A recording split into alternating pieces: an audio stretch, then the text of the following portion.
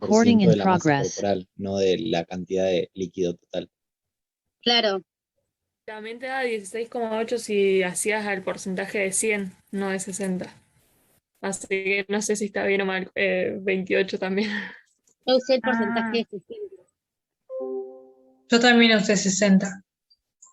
Sí, y si usabas 100, sí te daba 16. Pasa que, o sea, tenés que el 60% del peso total es el agua total. Entonces, después tenés que sacar el 40% del total, cuánta no de agua? 60.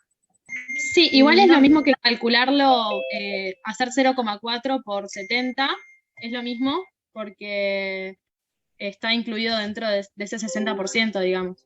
Porque ese 60% después se divide en el 40% intracelular y extracelular. ¿Y cuánto te dio el otro? Porque entre los dos debería dar el 42 litros, ¿o no?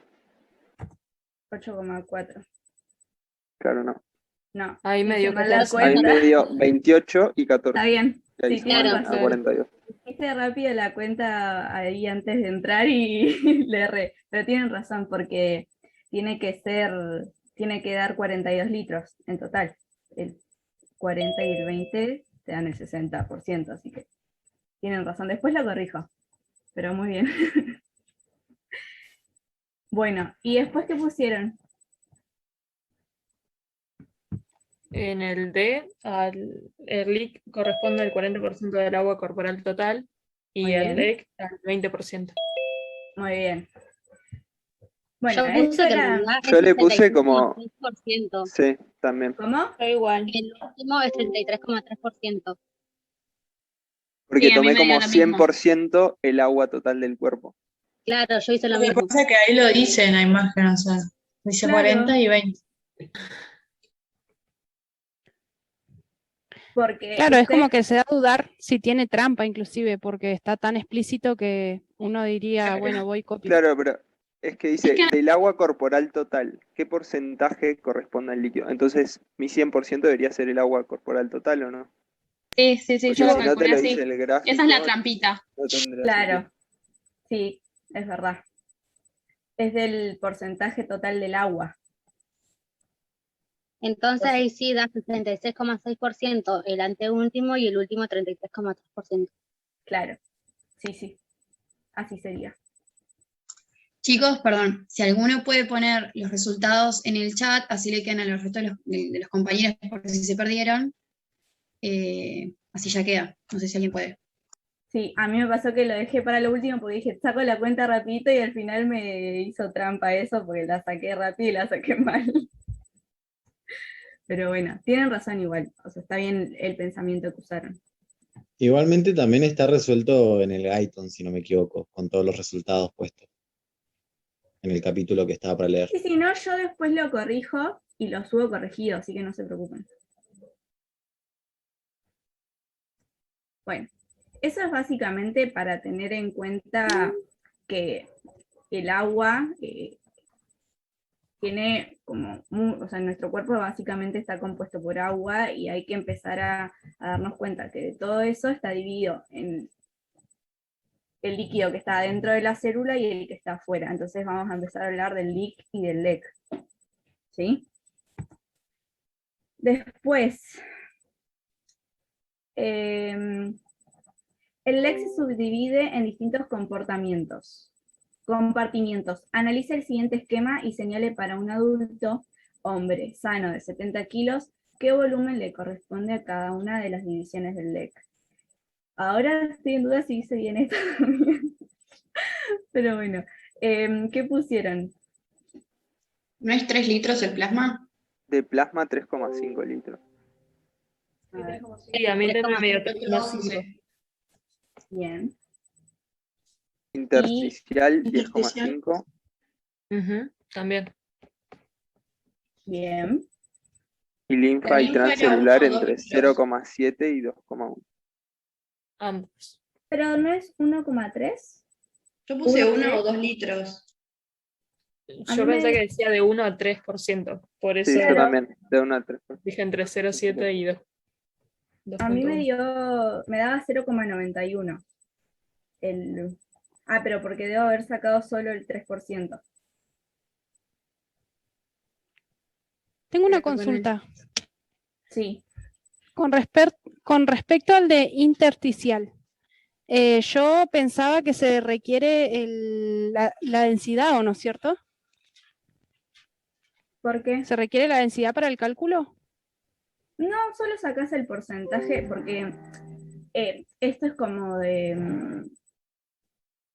se toma como un estándar de un hombre sano de 70 kilogramos, entonces más o menos decir, porque recuerden, como vimos en la clase pasada, hay variabilidad entre personas y entre la misma persona también, pero más o menos ese es el porcentaje y sería el equivalente en volumen para una persona de 70 kilogramos, que sería lo estándar. Pero Claro, pero mi consulta es cómo sacás volumen sin densidad, porque volumen es masa Pasa sobre que, densidad. Es una claro, regla pero de me parece tres que tenés que hacer. me parece que se toma como agua y la densidad del agua es 1, claro, entonces es lo mismo hablar de Exactamente. es kilogramos lo que de mismo litros. hablar de un litro que de un kilo. Exactamente.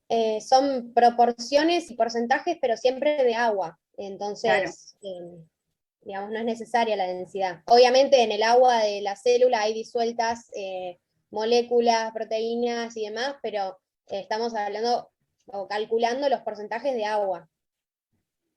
Bien, gracias. Bueno, esto también es para ver que a su vez el LED tiene otros compartimentos. Hay que saber que está el plasma, el intersticio, la linfa y el transcelular, ¿sí? Entonces, ay, acá no me deja ver. ¿Ustedes ven esta parte de acá arriba? No está un poco Sí. cortado. A mí no me deja. Yo lo veo bien. Bueno, ¿alguien lo quiere leer? Yo leo, si quieren. Dale.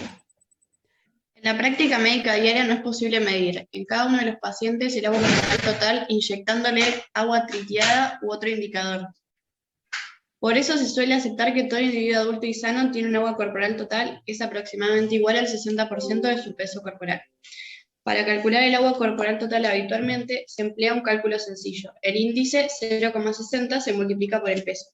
Sin embargo, el contenido de agua en nuestro organismo varía entre el 50 y 75% de la masa total, con un valor medio cercano al 60%. Esta variación depende de la edad, sexo o constitución de la masa corporal.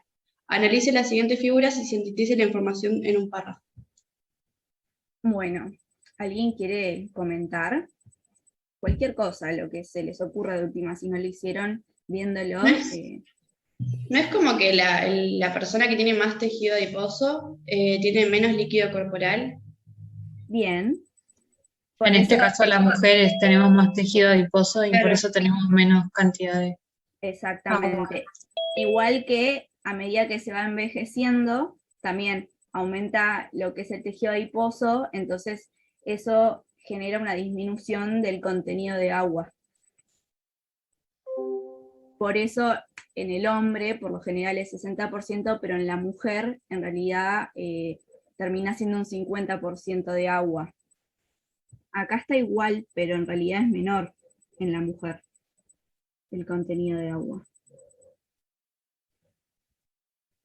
Y acá te los está relacionando, como a medida que aumenta la edad, el agua corporal total empieza a disminuir y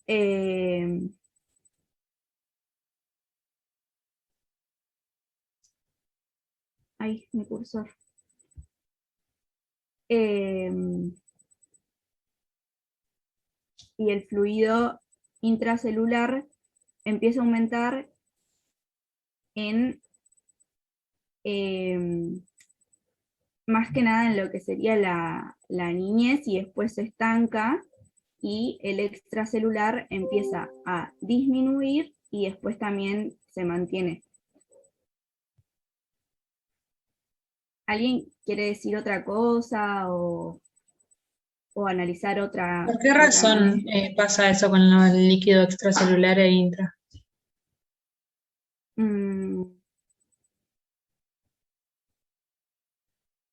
Me parece que es parte del crecimiento, pero la verdad, no sé si alguna de mis compañeras sabe exactamente. Creería que es por el envejecimiento.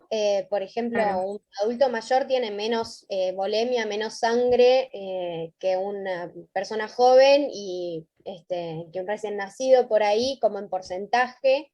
Entonces, bueno, digamos, Empieza a es parte del disminuir a ciclo medida que vital. envejece. Esto por ahí, enganchándolo con la guía de la semana pasada de los parámetros, por ejemplo, el agua corporal tiene una variabilidad a lo largo del ciclo de vida, que es normal y bueno, que tiene distintos valores normales en distintos puntos del ciclo de vida. Claro, que es lo que les decía, que también el contenido graso aumenta a medida que vas envejeciendo y eso también te genera una disminución del contenido de agua. También es parte de la variabilidad, igual que con la mujer. Y disminuye el contenido, la masa muscular a medida que uno envejece y sabemos También. que las células musculares contienen más agua que las Que células, las- los adipocitos. Entonces, de esa manera disminuye también la Tal cantidad de cual. agua. Bueno, y ahí un poco estamos spoileando lo que pregunta después, porque dice, en el caso de los atletas, el porcentaje de agua es mayor respecto a un individuo normal de su misma edad, peso, sexo y altura, mientras que en los obesos el porcentaje es menor. Entonces, ahí cómo podemos fundamentar, ya lo dijimos, ¿o no? Básicamente. El tejido adiposo, esa sería la diferencia. Claro, pero se dan cuenta, ¿no? O sea, es básicamente lo mismo, tiene que ver todo con la variabilidad. Una consulta. Sí. Con un compañero haciendo la guía, viste, ahí en el gráfico decía que el líquido intracelular aumentaba. ¿Puede ser que esté relacionado con que aumenta el número de células a medida que vamos creciendo? Sí, Sí. sí. También, por eso yo decía que para mí tenía que ver con el proceso del crecimiento, como que justo es ahí en la niñez que aumenta y después ya se estanca un poco más en lo que empieza a dejar de el proceso de crecimiento y ya llegas a la adultez. Pero sí, re bien. Bueno. Ay. Chicas, perdón, ¿podemos volver un poco más atrás? No me cerró eso de lo adiposo. La pregunta está. Sí. Porque básicamente en una persona atleta va a tener más porcentaje de músculo, ¿no? Y tiene menos grasa. En cambio, un obeso va a tener más grasa y menos cantidad de músculo. Y los adipocitos ocupan más lugar y a su vez contienen menos cantidad de agua. En cambio, el músculo, al revés, contiene más cantidad de agua que los adipocitos. Buenísimo, gracias. Disculpa. Sí. Con respecto a esa misma pregunta, tengo entendido que en la obesidad también hay como retención de líquidos. ¿Eso no afectaría la composición corporal? Y sí. La retención de líquido, perdón. No, responde vos, Carla. Dale. No, decilo, dale. Que en realidad está relacionado, o sea, pensándolo desde el lado de la patología, ¿sí? Hay un montón de, bueno, después lo van a ver bien, pero hay un montón de hormonas que se activan de manera diferente, que es lo que genera la retención de líquidos. Bien, no se relaciona tanto con el tejido en sí, sino con cómo se da la fisiopatología de la enfermedad. No sé si me explico. Claro, no tiene que ver con la característica del tejido en sí, sino cómo se modifica en esos casos, ¿bien? además piensen que estamos en fisiología, como que además siempre todo tiende al equilibrio y no pensar en cómo estaría el organismo en una patología, sino en una situación fisiológica. Dale, muchas gracias. Igual seguramente va a tener más líquido, pero no es parte de lo que compone al agua normal en un organismo. Ahora sí. Perdón, pero no puedo ver el título, ¿alguien lo lee? Considerando la célula como sistema y conociendo su metabolismo estudiado en bioquímica, señala en la tabla adjunta las fuentes de protones del líquido intracelular. Bien. ¿Alguien quiere señalar dónde se ve que hay producción de protones? O me diga más o menos dónde es y yo lo señalo. Yo no entendí este punto, porque ahí al costado te dice la fuente de protones. Sí, te lo está viene la diciendo, glucosa o el básicamente. glucógeno. Entonces no entendí la actividad. Vamos a tener, o bueno, por ahí otra persona que haya entendido y quiera compartirlo. Creo que la actividad en sí tiene más que ver con la idea de poder identificar dentro de esta reacción específica o dentro de esta vía metabólica el origen de los protones. Bien. No sé si tiene que ver con calcular algo en específico, sino darnos cuenta de que la reacción en sí es una fuente de protones. Claro, Y la cantidad de protones que genera. no hay que hacer un cálculo, sino darse cuenta de dónde, de todas estas reacciones, en cuál hay producción de protones. Eso sería ver. Y bueno, se los marco porque no lo pueden marcar, pero acá tenemos uno que sería cuando tenemos glucosa 6-fosfato a partir de glucosa, vamos a tener un protón, y después en la glucólisis vamos a tener un protón acá, en la reacción de la fosfofructoquinasa, y después tenemos también 2 protones con la gliceraldehído 3-fosfato deshidrogenasa, pero bueno, después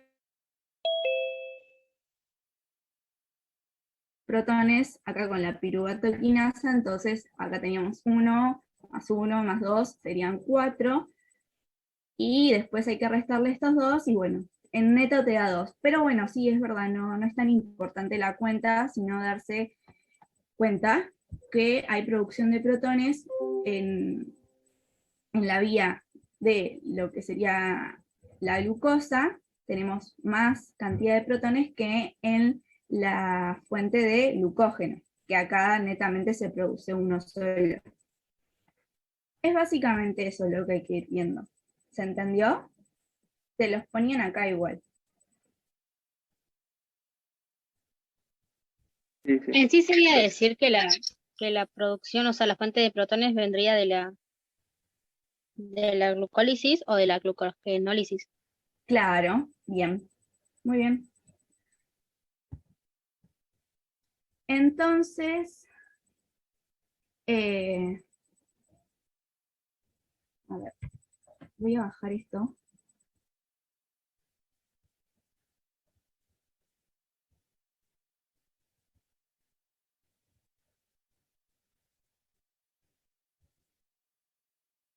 Perdón, pero no lo puedo ver sino porque me lo tapa la barra arriba. Vamos al punto 4. El valor de pH intracelular, dependiendo del tipo celular y compartimiento de la célula, varía entre 4 en los lisosomas y 7,3 en el núcleo. Mientras que el LIC tiene un pH que varía entre 7 y 7,35. Dependiendo de factores como el impacto del metabolismo. En este sistema celular, las proteínas y fosfatos son los principales tampones, amortiguadores, buffers, como le quieran decir, biológicos intracelulares. Mucho menos importante es el sistema bicarbonato en el LIC. Aplicando sus conocimientos de química, ¿cuál es el pKa del sistema ácido carbónico bicarbonato? Lo mostré recién de spoiler sin darme cuenta, no sé si alguien se dio cuenta. Ahí yo busqué la constante ácida y después, bueno, calculé y me dio 6,35 la pKa. 6,1 encontré yo que era, como... Yo lo googleé, 6,35 también. Yo lo googleé y era 6,1, pero no lo hice. Ay, se me quedó arriba. Bueno, es 6,1. Y si se acuerdan de la fórmula de Henderson-Hasselbalch, la tienen que haber visto. Con ese nombre seguro, no se la olvidan. Sí, se vio. Pero no me acuerdo. Sí, la cómo es. vimos, pero no me la acuerdo. No importa, pero era para que recuerden que va a estar este número, pero porque esa ecuación fue hecha a partir de este sistema buffer. Se ponen los números correspondientes a las concentraciones de los componentes de este sistema. Para que la vayan viendo, porque al menos a mí, por ejemplo, cuando rendí el parcial, me acuerdo que me hicieron hacer la ecuación de pH con la de Henderson-Hasselbalch, y tenés que saber las concentraciones. Pero... Sí, retoman eso. Así que ténganla, no sé, ahí en cuenta bien. Sí. Y aparte es algo que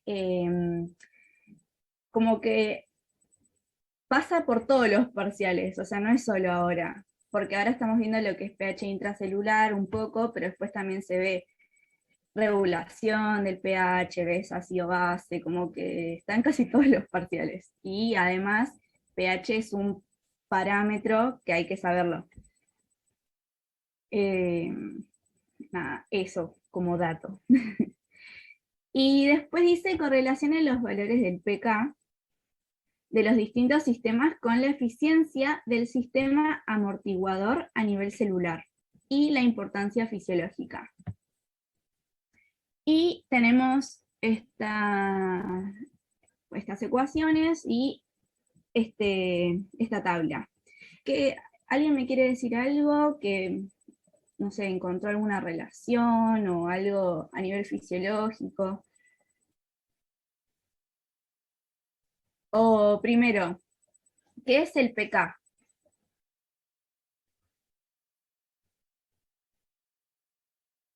¿Nadie?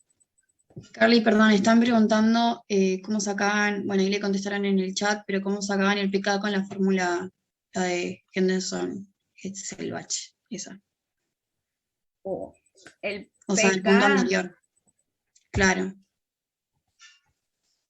La verdad no me acuerdo, porque hay que dar la vuelta, como hay que tipo sacar la... Ahí aparece el pK, es igual, ¿no es ese? Al logaritmo de 10 por la constante ácida.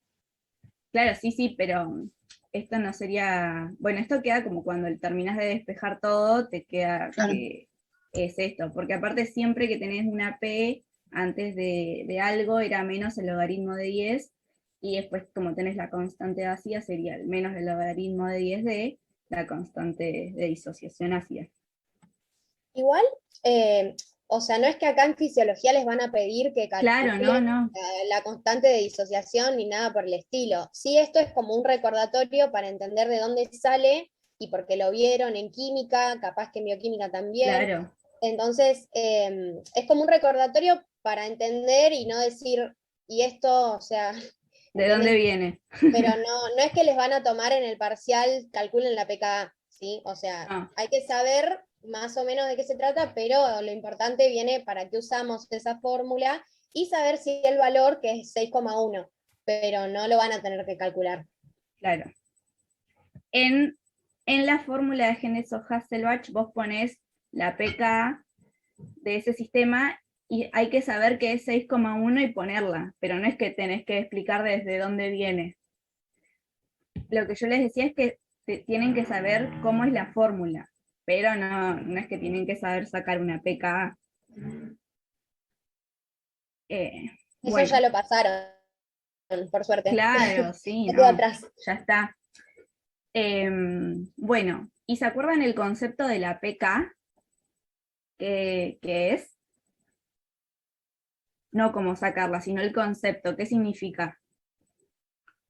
Puede Era la ser. capacidad. Ay. Uy, perdón. No, dale. ¿No era la Eh, capacidad que tenían las moléculas de disociarse en soluciones acuosas? Bien. Claro, es la constante disociación de los ácidos, ¿o no? Claro. Claro, esa sería la pKa, pero la pK en general sería el pH en el cual el sistema va a estar disociado en un 50%. Si vamos a ver, hay muchos sistemas buffers. Cada uno tiene su pK característica. Que esta va a ser, mientras más cercano, o sea, en el pH, en el medio en el que está este buffer, mientras más cercano sea a su pK, va a tener mejor capacidad amortiguadora. ¿Se entiende?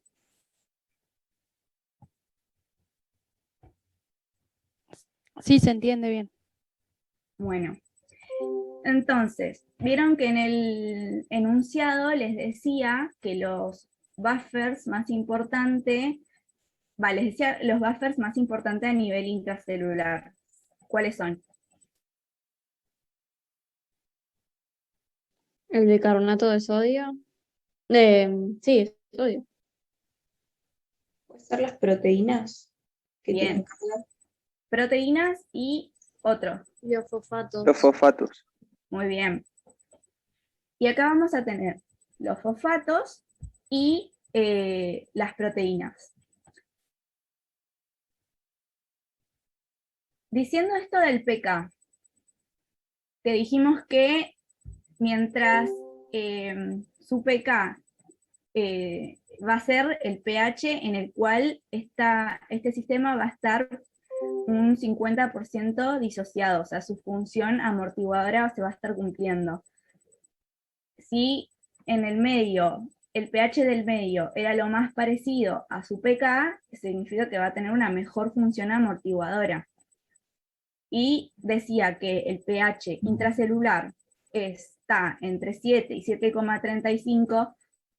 ¿Cuál de todos les parece que está más cercano a eso, el pK? La segunda opción. El pK2. Claro, entonces esto nos está queriendo decir que va a ser el sistema buffer que va a estar más cercano al pH intracelular, entonces es el que mejor función amortiguadora tiene. Y estos son los fosfatos, que además hay una concentración muy alta y encima está re cercano al pH, entonces es muy buen buffer. Por eso es uno de los mejores buffers a nivel intracelular. ¿Se entiende la relación de lo que significa el concepto con la parte fisiológica en lo que sería la célula? Sí, sí. Genial. Y de las proteínas, ¿qué saben como buffer?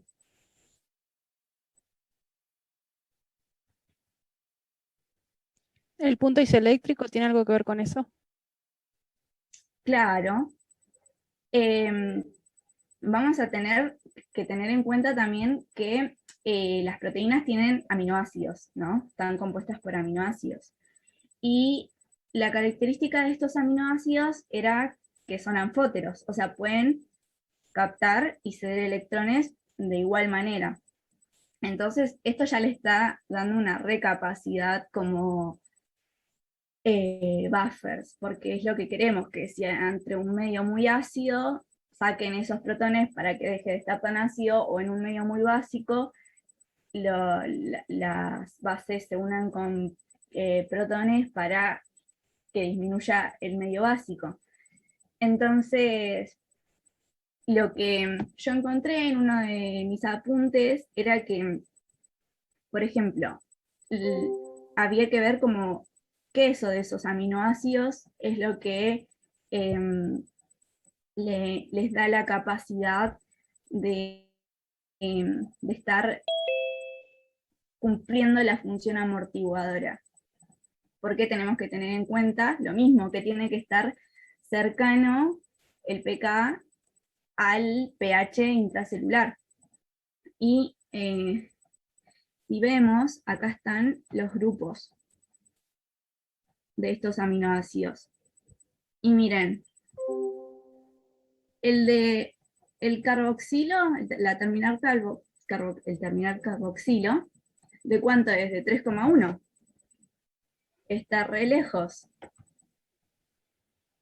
¿no? O sea, Sí. si vos te pones a ver eso, es como que en realidad no está cerca del pH intracelular. Y después tenemos, por ejemplo, el de la arginina, también se va al otro extremo. Entonces, ¿cuál es la que más de todos estos grupos se parece al pH intracelular? ¿De la histidina? Muy bien. Entonces, básicamente es por el grupo imidazol de la histidina, que es la que le da el pK más parecido a lo que sería el pH intracelular, y también tenemos lo mismo que con los fosfatos. En las células hay mucha cantidad de proteínas, al igual que de fosfatos, y encima tienen un pK muy parecido a lo que sería el pH intracelular, entonces también funcionan muy bien como buffers. Esa es básicamente la relación que había que encontrar. Y darle importancia a diferenciar cuáles son los buffers intracelulares que funcionan bien. Porque después tenemos buffers también, pero que son extracelulares, como por ejemplo la hemoglobina. Ellos. Ay. Ah, perdón si me copé. Bueno, lo que quiero decir es que la hemoglobina también tiene mucha histidina, pero, y es una proteína. El tema es que está considerado como un buffer de la sangre. Perdón, no le tendría que haber preguntado. Y después tenemos otro buffer que acá no te lo hacen analizar, pero que también es intracelular, que ¿cuál es? ¿El ácido carbónico? Muy bien. Que sería ácido carbónico y carbonato, porque recuerden que siempre el sistema buffer está compuesto por un ácido y una base. Hay que nombrar a los dos componentes. ¿Se entendió esto que hablamos? Sí, se entendió bien. Bueno. O alguien lo analizó de otra forma, también es bienvenido, porque cada uno tiene su punto de vista. No es que hay una sola respuesta. Esto fue lo que yo pensé.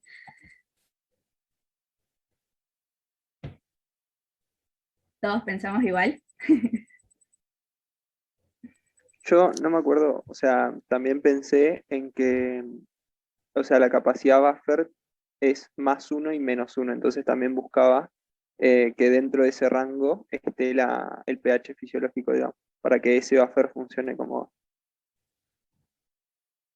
Está bien. O podrían haberlo visto también... No, sí, está bien, no dije nada.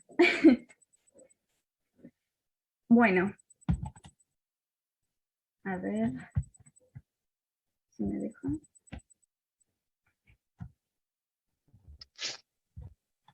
Ahí estamos. El punto 5. Si la célula en estudio es una fibra muscular, el metabolismo se modifica si el músculo es partícipe de una actividad física aumentada.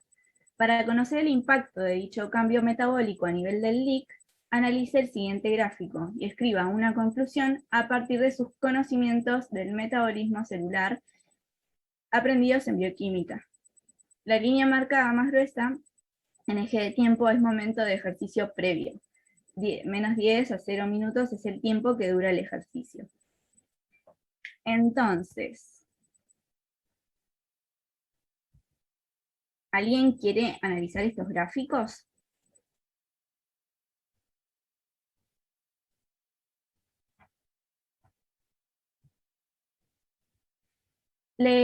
Antes de que por ahí alguien quiera, se ofrezca, con respecto a los gráficos, tienen que tener en cuenta de siempre decir primero qué tipo de gráfico es, ¿no? Después hablar de los ejes. ¿Cuál es el eje Y? ¿Cuál es el eje X? ¿Qué variables hay? Siempre arranquen por ahí y siempre se les va a hacer fácil, más fácil si lo hacen así, porque aunque no hayan leído el tema o no lo entiendan muy bien, si escriben lo que ven, va a estar bien, o sea, no, como que si van usando bien la información que les da los gráficos, hasta capaz lo terminan de entender mejor que yéndose a leer un capítulo. Entonces, aprovechen la información, porque aparte las guías suelen tener un montón de información que es re clave para estudiar.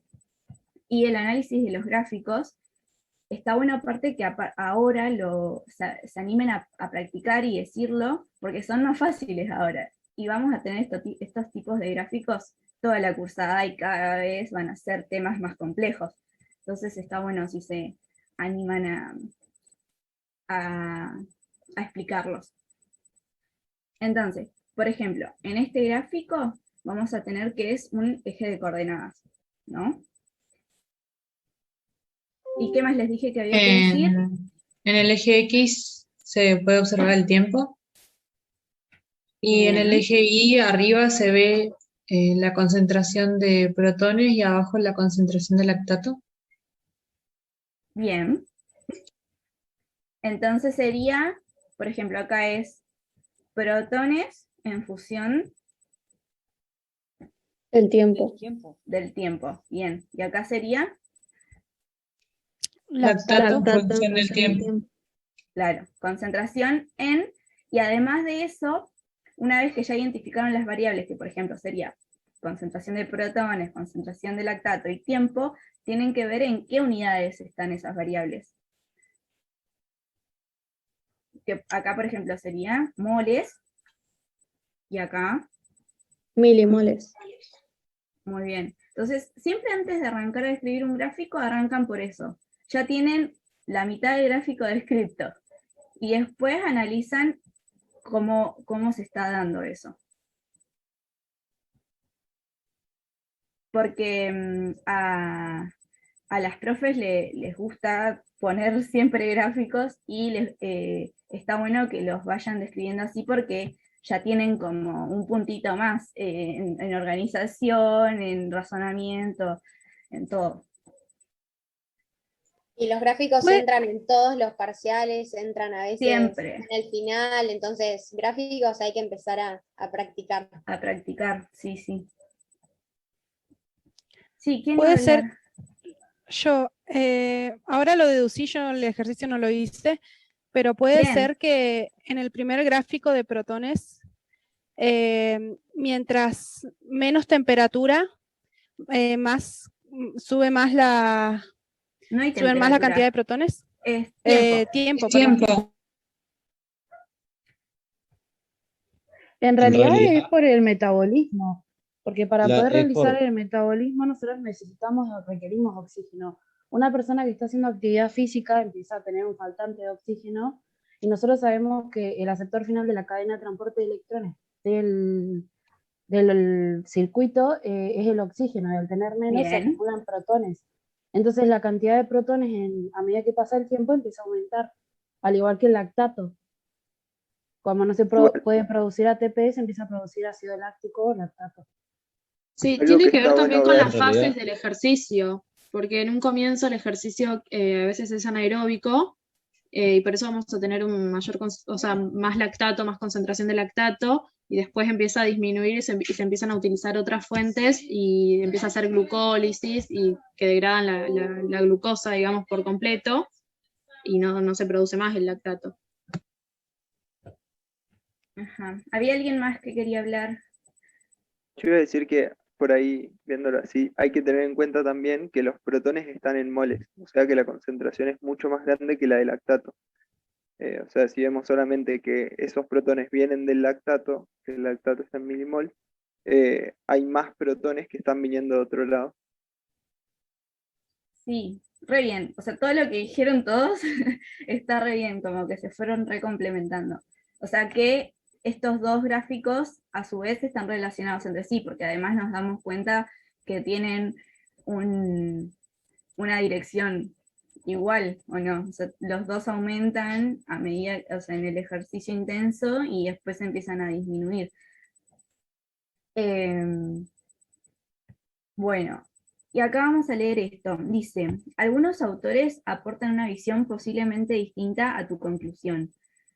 Cada vez que se rompe un ATP a ADP y fosfato, un protón es liberado. Por ello, los protones no provienen solo del ácido láctico en la contracción intensa. Cuando la demanda de ATP de la contracción muscular es satisfecha por la respiración mitocondrial, no hay ninguna acumulación de protones en la célula, ya que los protones generados son usados por la mitocondria para la fosforilación oxidativa y mantener el gradiente de protones en el espacio intermembrana, y no hay producción de óxido láctico. Esto sería si estuviera funcionando bien, pero acá hay que tener en cuenta que nos están poniendo que es una actividad física aumentada, o sea, no es que tenemos oxígeno y todo funcionando súper bien. Después dice, cuando la intensidad del ejercicio se incrementa, hay una mayor regeneración de ATP por parte de la glucólisis y el sistema fosfágeno, fuentes no mitocondriales, por encima de la cadena respiratoria que no utiliza los protones. Aumentan tanto los protones provenientes de la ruptura del ATP como la producción de ácido láctico. ¿Está de acuerdo con esta hipótesis? ¿Qué dicen? Yo creo que durante ese periodo de tiempo como que no va a haber el oxígeno suficiente para utilizar el ATP que la mayoría se usa dentro de la mitocondria. Entonces, Claro. Para mí como que todos los protones que se ven en el gráfico no provienen de la fosforilación oxidativa, al menos al comienzo de la actividad. Pero no sé. Bien. Claro, porque hay que pensar que normalmente es como que el aumento ese de protones después se termina equilibrando por la fosforilación oxidativa. En cambio acá, o sea, si no tenemos una buena tasa de oxígeno, no podemos generar la fosforilación oxidativa porque se necesita oxígeno. Entonces van a empezar a haber acumulaciones de protones de lo que sería el lactato, y a su vez tenemos acumulación de protones de lo que se generaba antes, que sería a partir de la hidrólisis del ATP, porque cuando se hidrolizaba el ATP para usar la energía, se liberaba el ADP y el fosfato, pero también se liberan protones ahí. Igual lo dijeron todo re bien porque obviamente se acuerdan más de todo esto que vieron en bioquímica más que yo, que la vi en, no sé, 2018, me parece. Pero re bien. Y recuerden cómo analizar los gráficos. O sea, ahora cada vez que les pongan un gráfico, usen toda la información que les da y describan qué tipo de gráfico es, cuáles son los ejes, qué variables hay en esos ejes, qué unidades tienen esos ejes, cuáles en función de qué, y ahí empiezan a describir lo que ven. Como ahora que una de las chicas no lo había hecho, pero viéndolo podés describirlo. Entonces, intenten hacerlo siempre. Perdón, ¿puedes repetir lo del ATP y que se liberan protones? No entendí bien. Pero a mí me mareó eso también, porque como entendí yo, es que la acumulación como tal de protones se va a dar porque si nosotros tenemos una inhibición de lo que es el proceso respiratorio de la célula, de por sí, a nivel, por ejemplo, Krebs, ese ciclo se va a parar por inhibición de las enzimas regulatorias, y como sabemos que uno de los puntos regulatorios de Krebs es uno de los pertenecientes a la cadena transportadora de electrones, eso también se frena. Entonces va a haber una acumulación de protones a nivel de la mitocondria como tal. Entonces no sé, me mareó. Yo lo que había pensado era que por ahí también, como se está consumiendo mucho oxígeno y se está produciendo mucho dióxido de carbono, por ahí los protones podían venir también de la disociación del dióxido de carbono con el agua, por medio de la anhidrasa carbónica se forma el ácido carbónico y ahí el bicarbonato y protones. Entonces había pensado que capaz que ese aumento de protones también era debido a eso. Está re bien lo que decís. Eso también es parte de de lo que serían las regulaciones, que después, o sea, es un buffer. Siempre cuando empiecen a ver todo lo que es eso, ácido base y eso, está como en todo. Siempre cada vez que hay hidrógeno, o sea, protones y dióxido de carbono, la anhidrasa carbónica, el agua, todo eso, pero es como parte de la compensación. ¿Puedo añadir algo? Sí, sí. No, claro, creo que el ejercicio en general, la guía esta entera está justamente dedicado a eso, a ver la causa y la consecuencia, es decir, cuáles son los mecanismos compensadores y de dónde vienen esos protones, porque por ejemplo, si uno ve el gráfico, que tenemos concentraciones de lactato y de protones, lo correlaciona sin leer el gráfico y dice, bueno, aumenta el lactato, aumentan los protones, listo, los protones salen del lactato. Y justamente el lactato es una compensación de la cantidad de protones.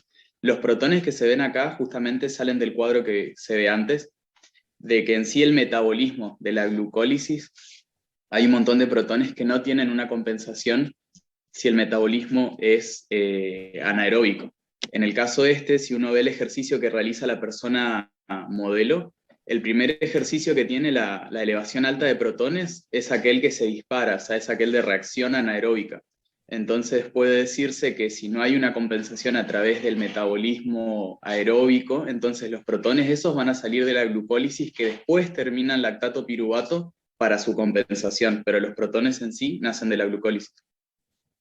Exactamente, que es lo que dice acá, que nacen a partir de la hidrólisis del ATP, que vieron que cuando ustedes van, me olvidé de poner o sea, tendría que haber puesto toda la vía de la glucólisis para que vean en qué momento se forma el ATP. Vieron que ustedes ven van haciendo todo el caminito de la glucólisis y hay un momento en el que se forma un ATP. O sea que se hidroliza, perdón, el ATP y se forma ADP y fosfato. En esa reacción también se libera un protón, que es lo que veíamos. A ver si puedo volver por atrás. Pero esos protones no son los que toma el NAD y el FAD para llevarlos a... Sí, pero si ves la carga neta, al final te das cuenta que te sobran protones. ¿Viste que te dice? Claro, que es lo que veíamos en este. Ah, bien. Que por eso también hay que ver que a partir de la glucosa vamos a tener más protones que a partir del glucógeno.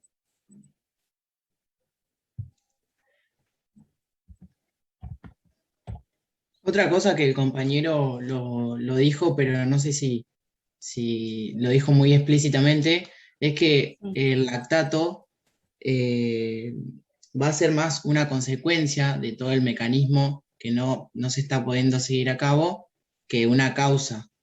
Muy Por bien. ejemplo, lo que dijo el compañero sobre las enzimas de óxido de reducción, van a estar acumulándose y para que siga la producción de ATP anaeróbica, esas enzimas van a generar lo que es la producción de lactato a partir de piruvato y NAD oxidado, NADH, no me acuerdo cuál era de los dos.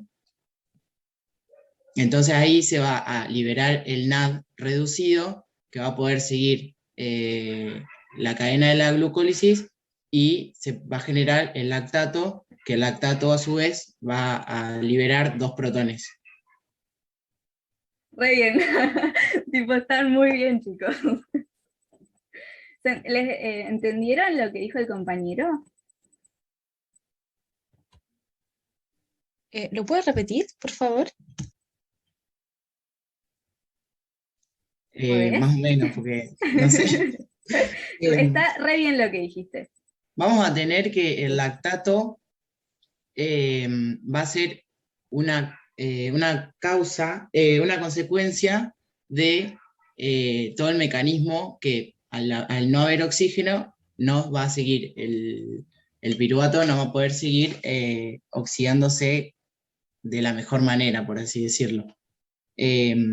La acumulación de las enzimas de oxidorreducción, o sea, la acumulación de NAD y FAD H, va a generar la formación de, a partir de piruvato, lactato, con la consecuente liberación de 2 protones. Entonces, al producirse el lactato, el NAD va a poder volver a la cadena de la glucólisis y va a poder seguir produciendo piruvato a partir de la glucosa y generando 2 ATP por cada vuelta. ¿Se entendió? Sí, muchas Una gracias. pregunta. Sí, se entendió bien. Tengo una preguntita. ¿Eso tiene también que ver con los transportadores de membrana que transportan iones y regulan el pH? Porque por lo que leímos, están los NBC y los NHE, que son los que regulan el pH, los de los sistemas de extracción de ácido. ¿Tiene que ver también con eso? Se relacionan, pero no es que ellos van a causar algo de lo que dijimos ahora, sino que, por ejemplo, si vos tenés un aumento de los protones a nivel intracelular, te va a disminuir el pH, entonces, como vos tenés un aumento de lo que esos transportadores transportan, va a generar un aumento de la actividad de esos transportadores. Entonces van a generar mayor salida del protón para afuera y así equilibrar un poco el pH intracelular. Sería como la respuesta de la célula a través de sus transportadores para regular ese cambio de pH que se produce, o sea que estaríamos como en una acidosis por el ejercicio intenso, y la célula responde de esa forma intentando sacarlos, como sacarse de adentro todo el ácido, ¿se entiende? Claro, mi pregunta en realidad es si entramos en este proceso y la célula se entra en acidosis, si este mecanismo de regulación de pH empieza a funcionar. Sí, siempre, o sea, todos los mecanismos están como en constante funcionamiento, y además tengan en cuenta que el pH es un parámetro estrecho. ¿Qué quiere decir eso? ¿Saben?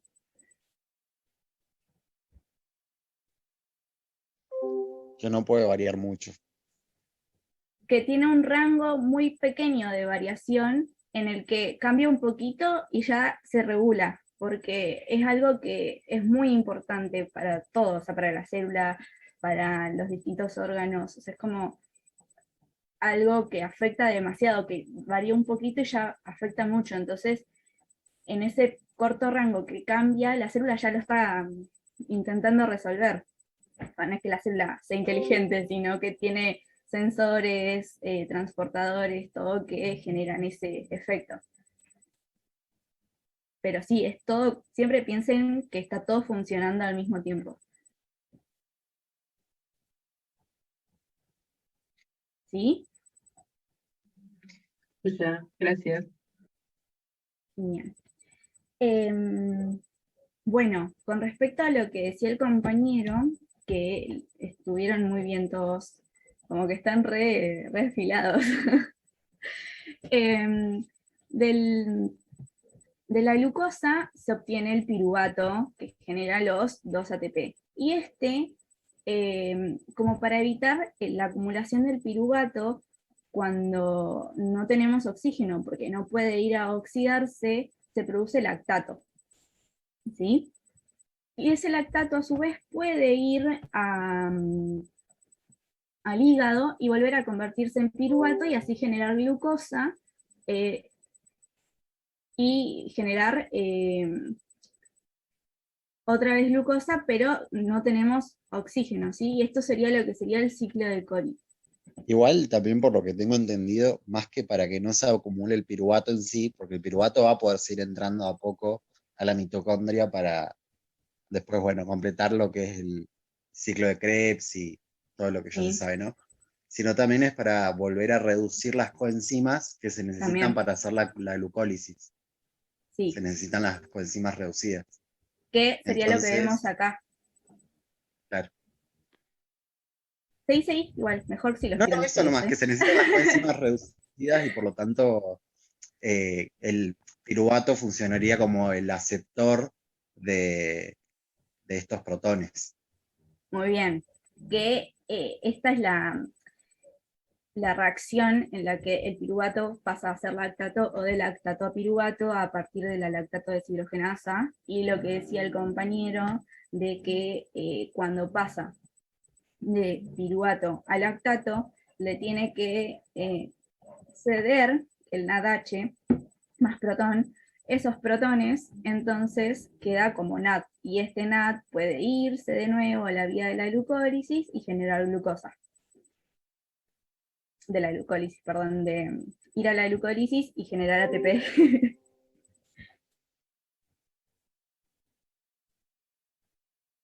¿Se entendió? Es básicamente lo que vienen diciendo igual, ¿eh? Están muy bien. Sí, se entendió bien.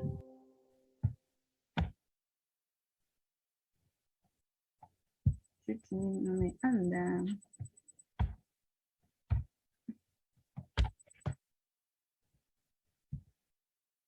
Bueno, acá tenemos, dice, ahora analice el siguiente gráfico que representa la liberación de protones y lactato desde un músculo esquelético en contracción, y complete su conclusión.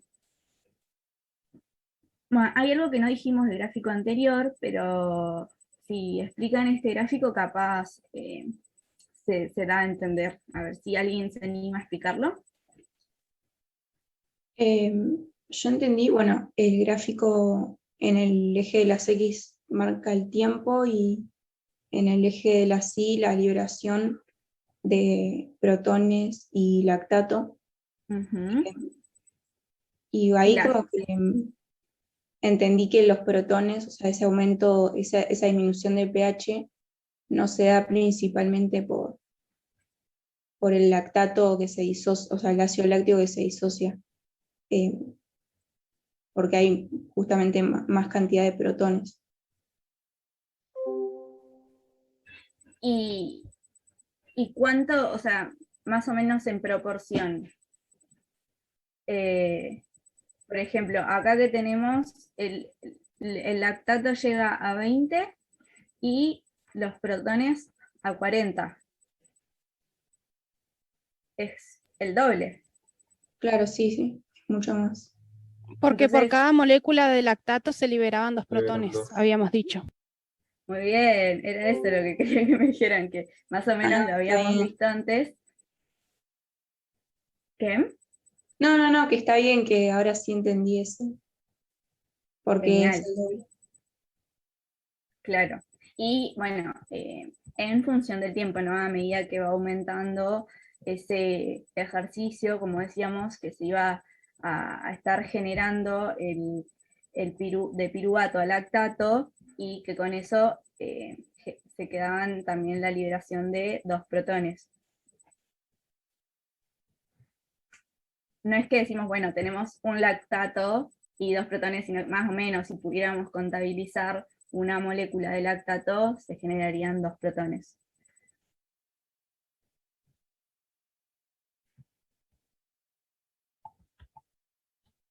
Bien, llegamos al punto 6.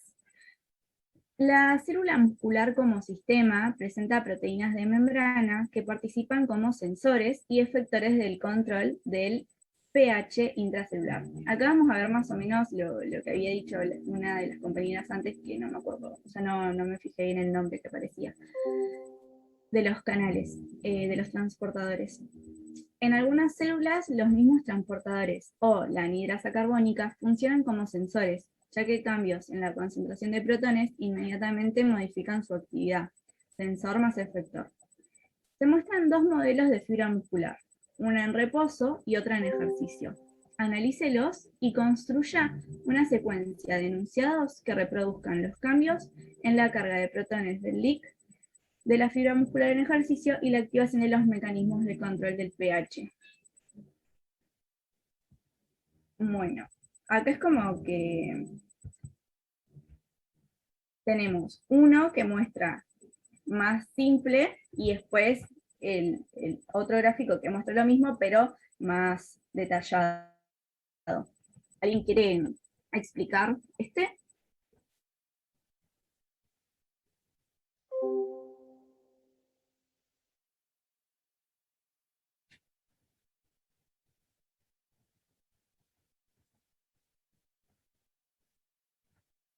Bueno.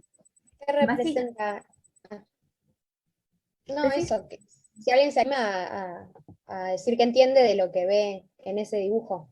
Claro, es lo que le decía yo, que usen la información que les está mostrando, o sea, aunque no lo hayan leído, no importa, si no lo habían visto este ejercicio antes tampoco, intenten decir lo que ven, o sea, no importa, no va a estar mal, porque es lo que están encontrando, lo que están viendo. Entiendo como que hay una gran cantidad de protones en la célula y por ende a mecanismos homeostáticos como por ejemplo la formación de agua y dióxido de carbono, la carbónica y también mediante los canales que sacan los protones hacia el líquido extracelular para aumentar el pH. Muy bien. Que es lo que me preguntaba hoy su compañera de si tenía que ver con esto, con los canales que generaban también transporte de los protones. Entonces acá tenemos como una, a partir de los sensores de la célula y sus efectores, que serían estos transportadores, como con esta acidez que se produce, con esta acidosis que tenemos, cómo empieza a querer liberarse y intentar regular ese pH intracelular.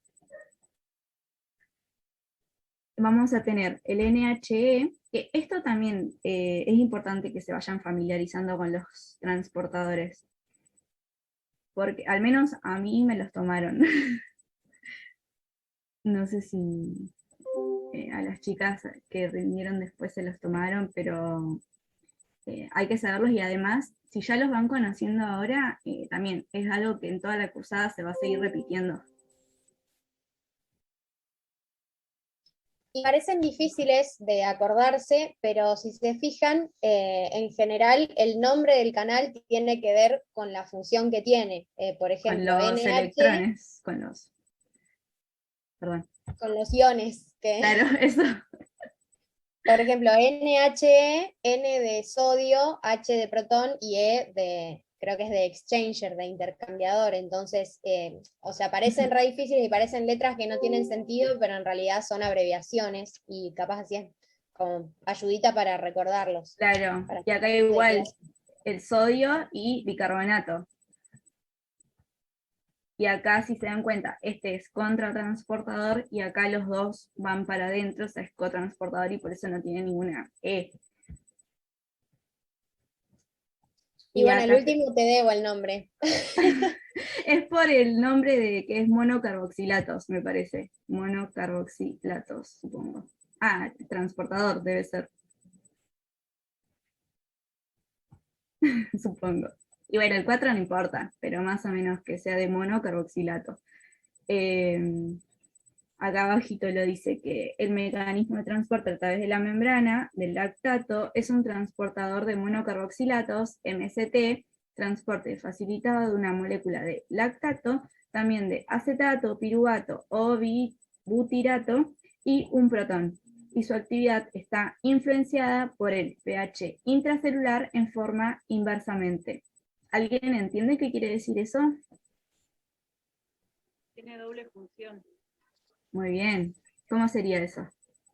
Que cuando el pH celular está ácido, va a sacar protones y lactato. Pero si se alcaliniza, va a ingresar lactato y protones. Muy bien. Excelente hoy, la verdad están todos como súper, hicieron la tarea. Y acá vamos a tener más o menos lo mismo, porque si se dan cuenta, estos son los transportadores que tenemos en este recuadro, pero están acá, es otra representación. Tenemos también de nuevo el NBC, el NHE y el MCT. Y tenemos que, por ejemplo, entra glucosa por los GLUT, y bueno, se va a generar el piruvato con los protones, que por la vía que ya vimos de la lactato deshidrogenasa se generaba lactato y protones. Como está aumentando los protones, se está generando un medio ácido, un pH ácido, ¿qué va a generar? Va a tender a hacer, va a aumentar la actividad de este transportador y va a sacar los protones y el lactato afuera. Y a su vez tenemos otra compensación por este lado, si alguien la dice, la describe.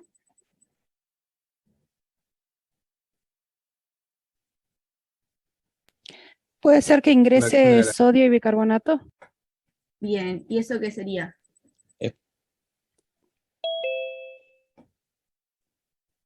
¿Sí? ¿Alguien iba a hablar?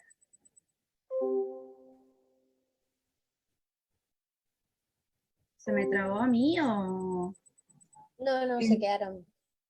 Puede ser que ese bicarbonato después reacciona con los protones que quedan, digamos. Muy bien. La anhidasa carbónica lo va a convertir en dióxido y agua. Bien, que es lo que decían hoy también, nada más que bueno, acá lo vemos todo graficado, pero sería como la célula ante un aumento de los protones, o sea, una disminución del pH, empieza a tener efecto, o sea, a partir de un sensor y los efectores, se empieza a equilibrar. Siempre tiene el equilibrio porque recuerden que el pH es un parámetro estrecho. ¿Se entendió esto, chicos? ¿O alguien quiere decir otra cosa?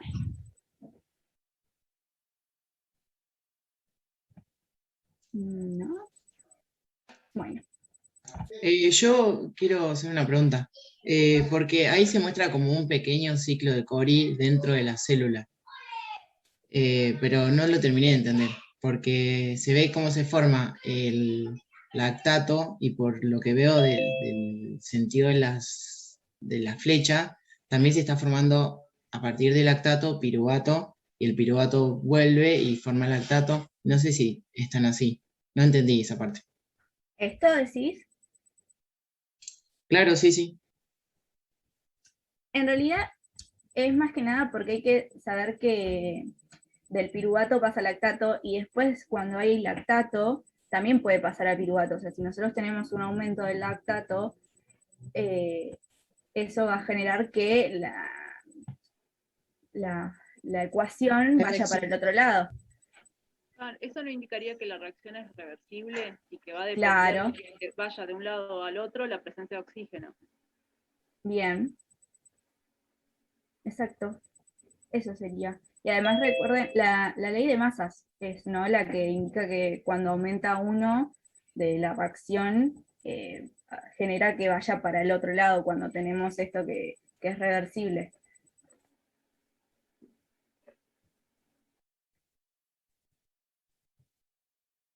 Y además, bueno, se puede generar piruvato que el piruvato, si no tiene oxígeno, es como que, bueno, no puede seguir lo que ya sabemos, dijeron, pero puede igual volver y generar, irse al hígado y hacer todo la vía que es sin oxígeno. Pero es básicamente en lo que yo creo que a partir de cómo está aumentado el lactato, la reacción va a ir para el otro lado. No sé si tiene otra explicación. No sé, ¿alguien le buscó otra explicación? Capaz.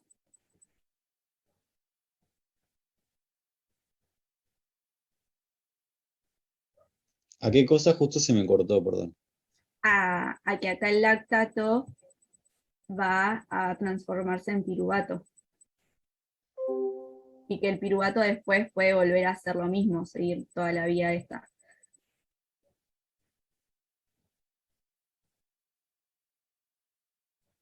Ah, no.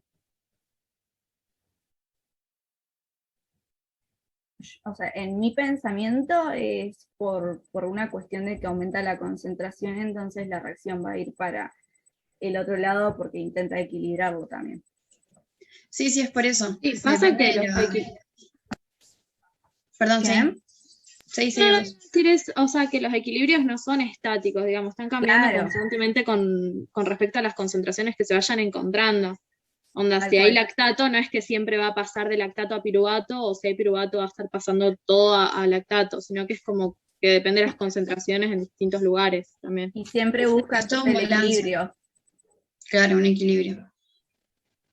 Eso se relaciona también con que todas sean reacciones reversibles. Claro. Bueno, pasamos entonces.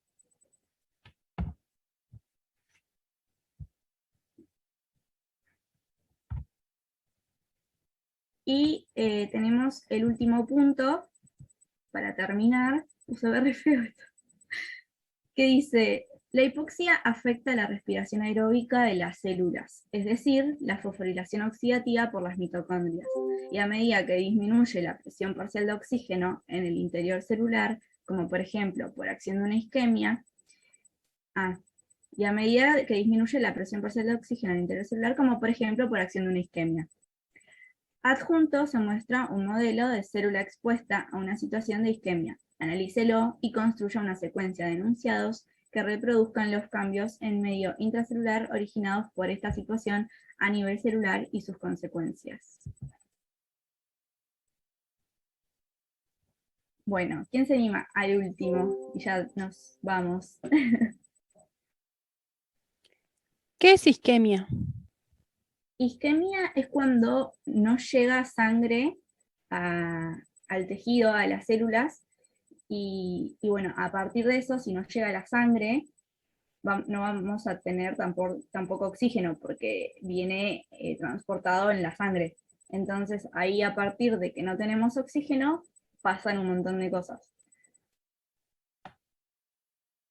Y aparte, además de que no hay oxígeno, tampoco hay nutrientes, o sea, También. como que no viene glucosa nueva y demás. O sea, isquemia es que se corta el flujo de sangre que llega a un tejido. Por ejemplo, en un infarto de miocardio, de corazón. Siempre se dice en isquemia, bueno, se hace referencia a eso. Pensarlo en el corazón, por ejemplo, que sucedería si tenés un coágulo justo, o una placa de ateroma, digamos, que traba ahí, que no deja que pase el flujo sanguíneo hacia esa zona del tejido. Puede ser por distintos motivos, pero en sí sería que no está llegando la sangre a los tejidos. O sea, esta célula, por ejemplo, no le está llegando todo lo que viene con la sangre, que serían los nutrientes, el oxígeno. Y Entonces, esa falta de oxígeno va entonces a desequilibrar el pH y se va a bien. tratar de compensar entonces con la bomba de sodio protones. em, Lo que veníamos En hablando antes, realidad- me parece, En realidad, de se que como no hay podría, oxígeno, se está formando lactato más protones, entonces se produce una acidosis intracelular. Bien, eso está bien, que sería esto, por ejemplo, que está representado acá, que tenemos un aumento de protones intracelulares, ¿no? claro, Muy bien. ¿Y esto qué es? esa es la bomba de sodio y potasio. Bien, esto es súper importante, la bomba de sodio potasio te pasa a estar en todas las células que vean, en toda la cursada. No pueden no nombrarla. ¿Por qué está inhibida? Esto es como básicamente el mecanismo de isquemia, que ocurre en una célula a partir de una isquemia. Lo van a volver a ver después más adelante, lo van a ver en pato. ¿Cómo afecta la isquemia a la bomba de sodio potasio TPasa? Que acá lo estamos viendo igual. Por la No, falta te de digo, ATP. claro, Bien. O sea, claro, esa y ahí se impide una TPasa, regulación, se impide la regulación del medio intracelular directo y va a generar, o sea, apoptosis después, va a necrosis. claro, eso es como después. Pero, o sea, la bomba, esta bomba es súper importante para el funcionamiento de la célula. Como que está siempre. Y si nosotros no le llega oxígeno, no le llega nutrientes, porque tampoco le está llegando glucosa, vamos a tener una disminución del ATP. Y esta bomba depende del ATP para funcionar. Entonces, va a estar inhibida. ¿Qué significa esto? Cuando tienen así la rayita roja es porque está inhibida. Entonces, no va a estar sacando el sodio y no va a estar entrando el potasio, por lo que va a haber un aumento del sodio a nivel intracelular. ¿Sí?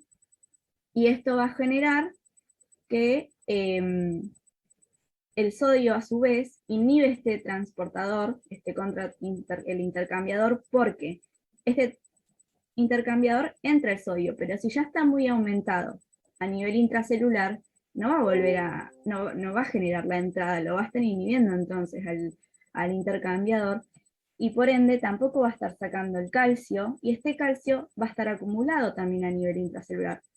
Entonces, los efectos que va a generar esta isquemia a nivel intracelular van a ser estos que se ven acá. Va a estar aumentado los protones, el sodio y el calcio. Y a su vez, esto que decían ustedes recién, que va a generar una acidosis y por eso están aumentados los protones, que genera. Que se ve acá. Acidosis en el líquido extracelular también, puede ser.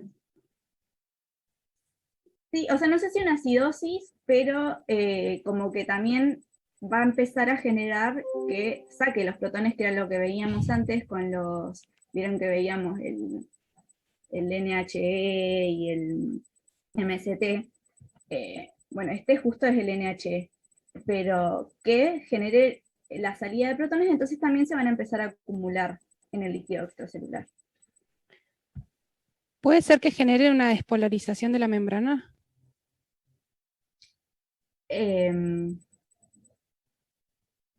Sí, porque va a estar aumentado el sodio. También. Está bien. Muy bien. Siempre que se altere en sí la bomba de sodio-potasio, se altera el potencial de membrana, porque acuérdense que es la base en sí para mantener esa diferencia electroquímica, ¿sí? Y otra cosa que les iba a decir es que tengan en cuenta que siempre el aumento de calcio intracelular va a disparar un montón, después lo van a ver, de señales intracelulares, que en este caso, por ejemplo, la isquemia genera lo que decía el compañero de las vías de apoptosis, pero también tiene otras funciones, sí. En este caso sería ese. También tendrías una contracción, o sea, si es una célula muscular, también puede generar una contracción intensa que nada, se puede ver también. Y además la propia acidificación interna, porque lo que se genera ahí en realidad es un bloqueo de los mecanismos intercambiadores. O sea, nosotros sí tenemos inhibida la bomba sodio-potasio, que es la que nos trabaja en contragradiente naturalmente por medio de energía.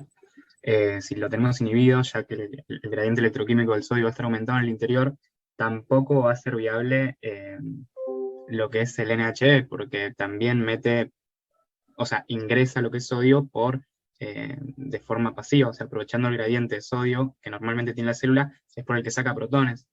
Entonces, de esta forma, si nosotros no sacamos protones, este aumento un descenso en realidad del pH, también puede llevar a la desnaturalización de las proteínas propias de la célula, o sea, la revienta, sumando con lo que es la cadena apoptótica inducida Claro.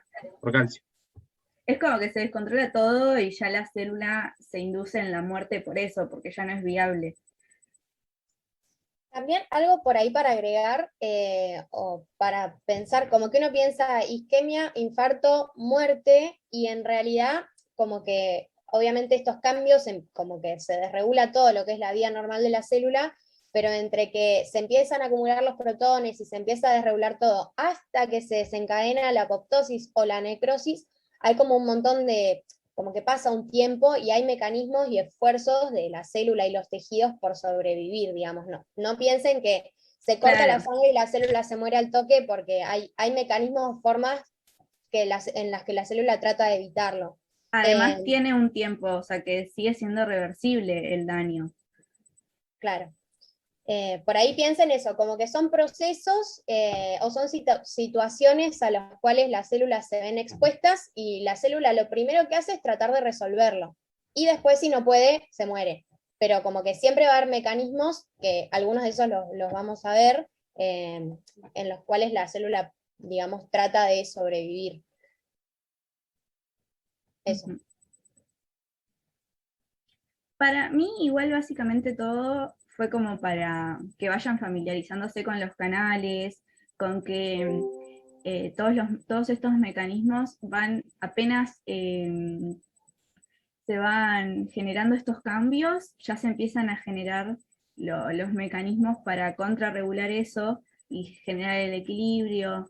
Recuerden lo del pH, que es un parámetro estrecho, entonces siempre va a haber regulación enseguida, como no se olviden de eso. Y no se olviden de poner la bomba de potasio TPA en todo. De hecho, por lo que tengo entendido, con relación a lo que decía la otra ayudante recién, es que, por ejemplo, la mayoría de los pacientes con isquemia lo que tienen es una claudicación intermitente, por ejemplo, de los miembros inferiores, más que una necrosis, salvo en casos muy avanzados. Claro, igual lo que yo creo que ya lo decía porque la isquemia a nivel cardíaco, creo. Sí, o la isquemia en Sí, en general, general. o sea, como que obviamente si falla el corazón, después todos los tejidos van a sufrir isquemia, pero como para pensar a nivel la célula que le falta el claro. aporte, como que no vamos a ver enseguida que esas células se mueran o esos tejidos, digamos, fallen al mismo tiempo, sino que las células tienen mecanismos con los cuales tratan de revertir esa situación.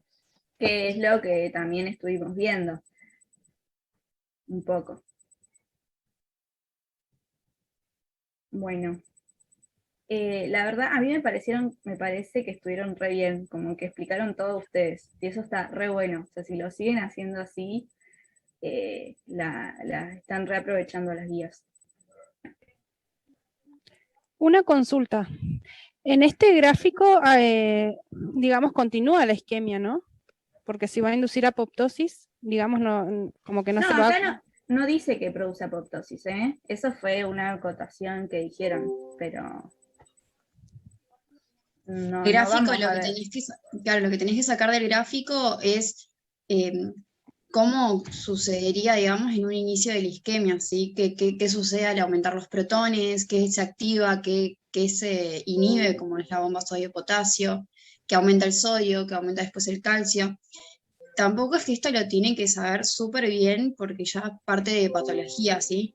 Es como para que ustedes se den una idea de cómo se van activando todos estos mecanismos, ¿sí? Esto lo van a ver en patología exactamente todo esto bien y es cuando realmente lo tienen que saber, ¿sí? No si no lo entienden bien, no se pongan mal, ¿sí? La idea es que ustedes, como les decía antes, que entiendan los mecanismos. Y también, de todas formas, que haya isquemia o no, dependería de un montón de otras situaciones. Por eso Claro. no nos adentramos en eso.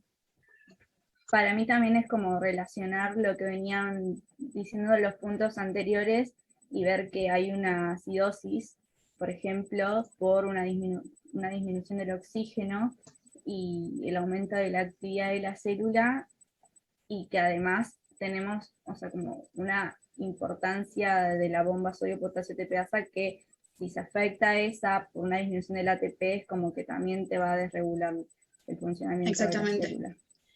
Además, bueno, en fisio siempre van a ver que una vez que se vean las bases, digamos, lo que quieren que aprendan de fisiología, después van a tratar de aplicarlo en algo fuera de lo normal, o en algún estado fisiológico, como por ejemplo, no sé, el ejercicio, la acidosis, la alcalosis, así en isquemia, siempre se va en algo fuera por ahí de la patología, de algo más a lo patológico. Pero no es que ustedes lo tienen que saber exactamente, sino para que ayudarlos a razonar, ¿sí? Nada, para que no se vuelvan locos si no lo entienden. Igual que la parte bioquímica, o sea, yo no entré en las vías y eso porque no es que lo tienen que aprender ahora, no se los van a tomar, es para que entiendan el razonamiento más que nada, o sea, más que nada lo que sería lactatos, protones, y eso, no es que se tienen que saber la glucólisis, pero bueno, igual se la recuerdan todo, así que re bien. Y bueno, eso sería todo, la guía. ¿Alguien más tiene otra duda?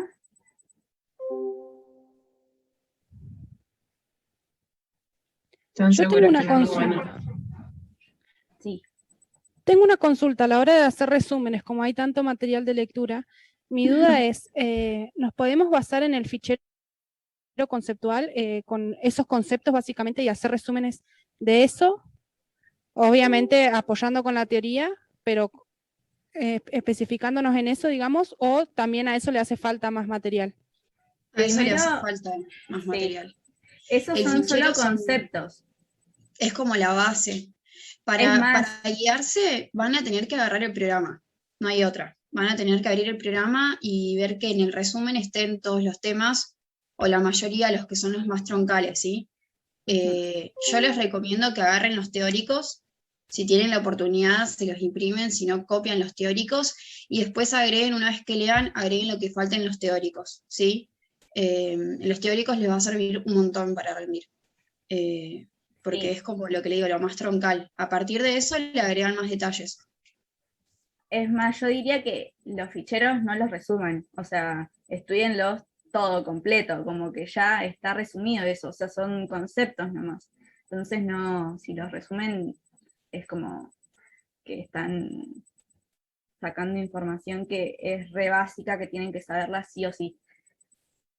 Para mí son 3 patas para estudiar: los teóricos, las guías de autoestudio y obviamente la lectura del libro. De algún libro, el que más les guste, el que les parezca que está mejor ese tema, y traten de tener varios libros en PDF porque hay temas que están mejor en uno o peor en otro y así.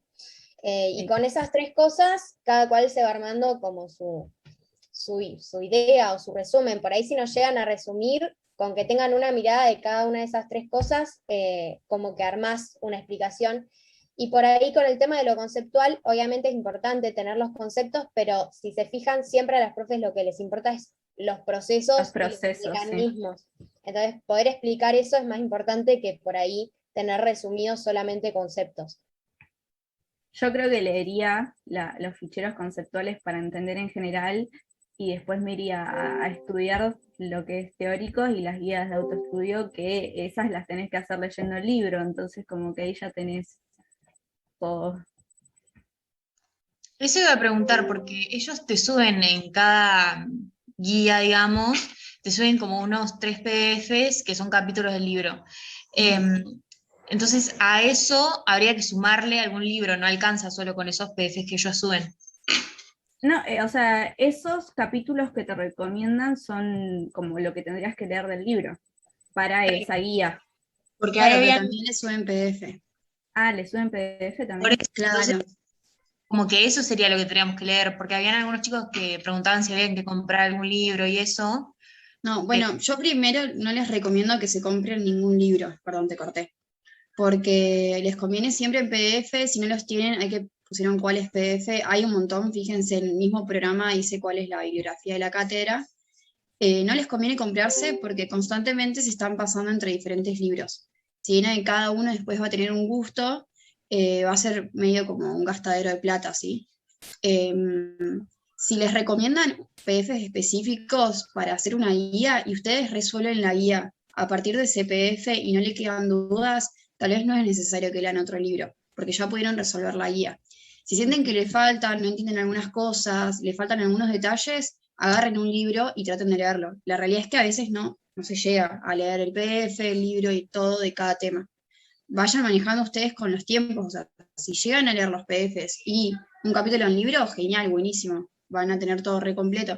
Si no, con que vean la bibliografía recomendada ya está re bien. Y si el PDF es el capítulo del libro, o sea, las profes seguramente se deben fijar en qué libro está mejor explicado este tema y por eso se lo suben. Entonces, si les ponen, por ejemplo, el PDF del Silverton, léanlo de ahí y no por ahí del Weston Taylor, que capaz no está tan bueno ese tema. Claro, y te comes Son capítulos específicos para cada guía de libros. Entonces, por eso yo no sabía si, bueno, tenía que complementar con el libro o me alcanzaba eso, porque ya como que te suben directamente de dónde sacar la... Claro, sí, se supone que como que esos que te dicen ahí es de donde mejor vas a tener esta parte. Buenísimo, gracias. Igual que en las guías, siempre tenés un montón de información. O sea, yo me di cuenta de como muy tarde, pero está re bueno que hagan las guías y que estudien de ahí también, porque les dan mucha información que es re clave, o sea, es re funcional, y hasta a veces es mejor que completen toda la guía y van buscando por ahí algunas cosas que no entienden en el libro, que se lean 3 libros, porque en realidad lo que les van a tomar es lo que les están dando ellos. Sí, siempre toman cosas de las guías aparte. Así que por ahí si dieron alguna información, como siempre ponen algún texto o algo en las guías, subrayenlo, léanlo varias veces porque lo toman siempre. Por ahí no tantas las del principio, pero más adelante en el cuatri lo hacen. Sí. Bueno, voy a dejar de compartir pantalla.